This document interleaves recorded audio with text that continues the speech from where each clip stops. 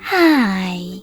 In front of me is POCO C50 and today I would like to show you how you can switch on or off location of this device.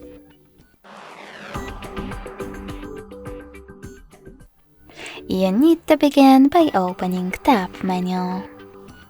Now look for location icon and when you find it, click on it.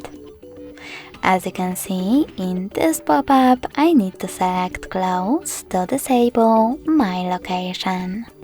So when I do that and go back, location is off. You can always switch it back on by tapping on the same shortcut again.